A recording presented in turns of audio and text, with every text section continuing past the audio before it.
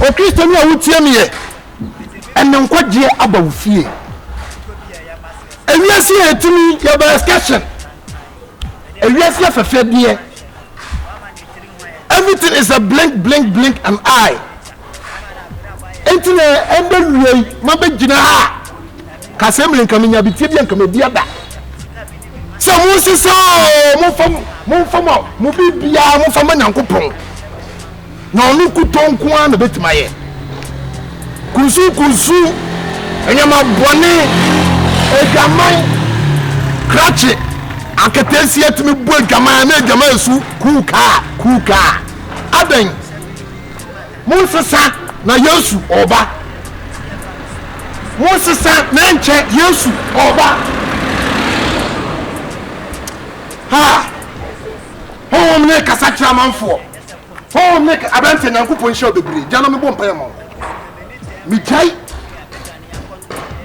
obusuafo na ehye nyankopon sa ewade ndi wachi kakra wayi onye ne mbombo ho ma amen awo ndoba Yesu Kristo ni ntira mbompa ye amen abante me huni say nesia beko London amen beko ka say amen ye fast in 3 days that's na mbesha okay o Kristo ni ai sister Fubani mo na nche Yesu Kristo no oba ekurowia na eba no oba hifa na obi Mrs. Sisa akatensia ababawa eni pre wo de kwan anche na wi asna be wi ye asase edina so be na ni sankuto hifa na obi enya edina na wo de ko odwaman enen ketensia o maba wajuma enen ketensia o maba ntado mo be sha yes that the bonnet to me shot at as a pant yes near the nawoni so na tuoi na call left and right nini na ebeda ni eja osofo atuoni na ebeda ni eja yes oh who be kasabrakados who be na kasensiana madam ade who preach na come your own madam ade for who say yeba na fe when you pray na to bitumi shatare na second na wani sui madam na osofo me nyankopon na akasa for me mu say atade boni biara so ya ketesia so when na wo be hye no enye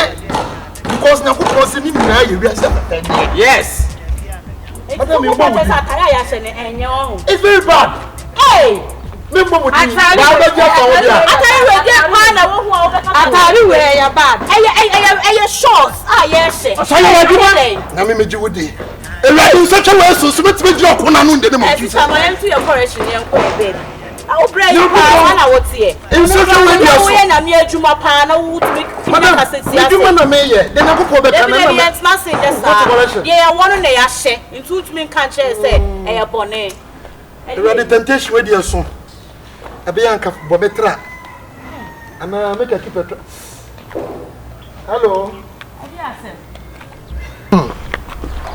so we super ewade me dase wakoa mai wadwuma wie da wase odoba Yesu Kristo ni nti amen also kache ade oh me team preaching o debi me mapon na wi madwuma ye be hia why what's up kache mapon ade ade preaching what check kakra kwai mapon area se hu pa e se wo so for who preach tete ho men kwai wa kache edimo aiko ye sofo Yesu Kristo come online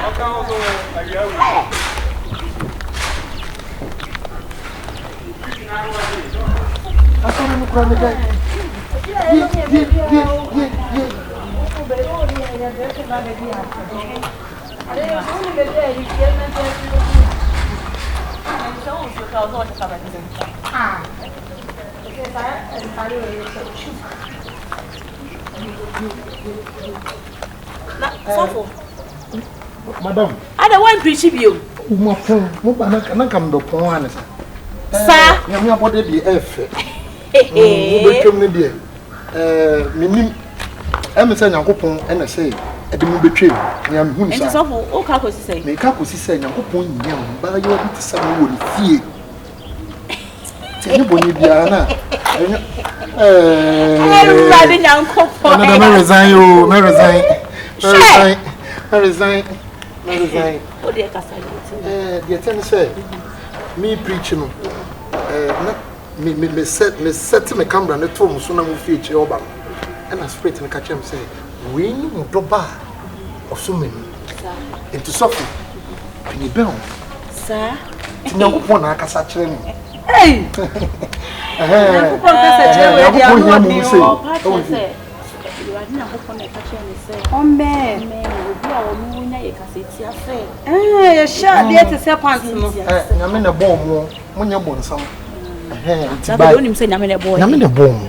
wow, it will need you. Okay, some people can the patrol say, Moyan Munu Grammar, Salamatu. Salamatu. What my son is out. Something will yes you. It's not saying okay. Salamatu. Uncle.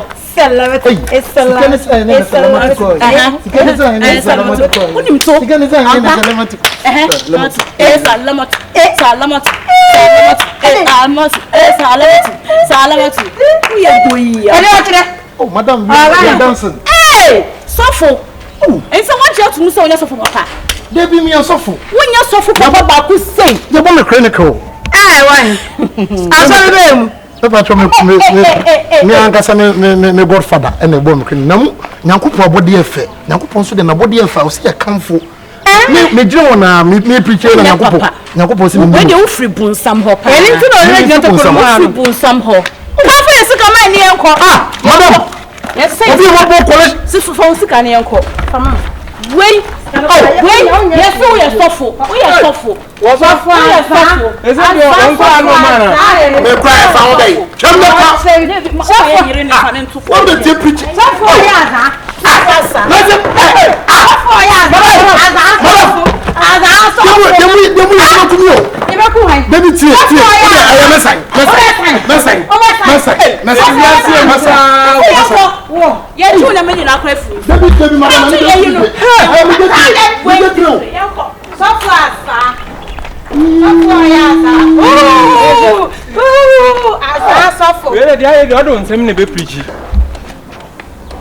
Obi a wu preach me adena achimen wo wiase a wu preach achima koma no a me gina wa me tie be chese maya me anu betwam aboso wo moto abetwam a chese wudi wo machi eni salamatu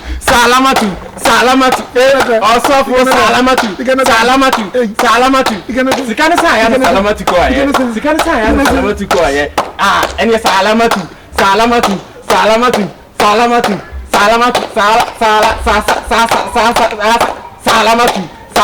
ale salamatu ha what's up hey sister hey